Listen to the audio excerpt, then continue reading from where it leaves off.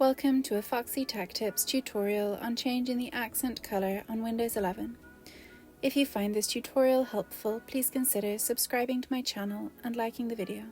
From the Windows 11 desktop, go to the search bar at the bottom. Search for Settings and then open them. In Settings, select Personalization from the left sidebar.